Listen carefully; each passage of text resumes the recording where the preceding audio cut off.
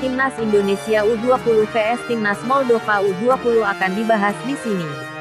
Dalam pertandingan di Stadion Manavgat Ataturk, Antalya, Selasa tanggal 1 November tahun 2022, malam WIB, Timnas Indonesia U20 menang dengan skor 3-1. Garuda Nusantara julukan Timnas Indonesia U20 sudah tertinggal sejak menit ke-9 akibat gol Picu Bulmaga.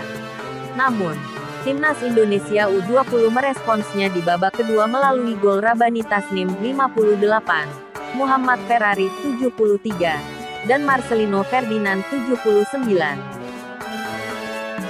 Jalannya pertandingan, Moldova U20 nampak unggul dalam segi postur pemain. Mereka juga nampak tidak ingin berlama-lama memainkan bola dan lebih memilih mengalirkan bola ke depan secara cepat. Timnas Indonesia U20 kemudian menelan pil pahit kala laga memasuki menit ke-9. Berawal dari situasi tendangan bebas, Kapten Moldova U20, Picu Bulmaga berhasil menanduk bola masuk ke gawang yang dikawal Cahya Supriyadi. Usai tertinggal, Timnas Indonesia U20 terus memegang kendali permainan. Skuad Garuda Nusantara terus memainkan bola-bola pendek, namun serangan Timnas Indonesia U20 terus-terusan buntu. Upaya yang dilakukan Ginanjar Wahyu dan Arhan Fikri masih mampu digagalkan lawan. Memasuki menit 30, Marcelino Ferdinand mengambil inisiatif tembakan dari luar kotak penalti. Namun tembakan pemain Persebaya Surabaya itu masih melebar tipis. Timnas Indonesia U20 kemudian mendapat peluang emas di menit 39 melalui tendangan bebas. Namun tembakan keras mendatar Ronaldo Kuate masih mampu diamankan penjaga gawang Moldova U20, Romandu Menco.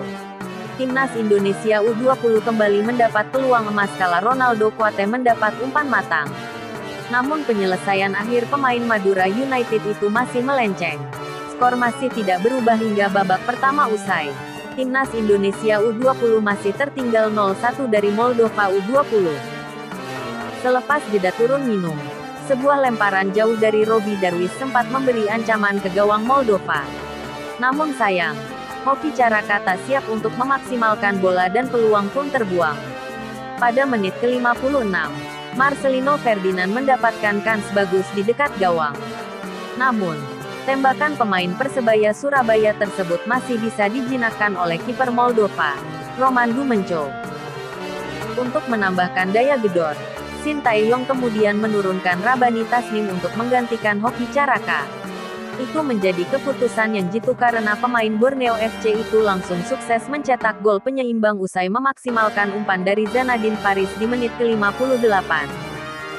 Pada menit ke-63, pemain Moldova mencoba peruntungan dengan melepaskan tembakan dari luar kotak penalti. Namun, Cahya Supriyadi sukses menghalau bola lewat penyelamatan heroiknya. Menit ke-66, Marcelino Ferdinand kembali melakukan percobaan dari luar kotak penalti. Namun, tembakan sang gelandang Persebaya Surabaya masih agak melebar dari gawang Moldova. Indonesia berbalik unggul pada menit ke-73 setelah Muhammad Ferrari menciptakan gol.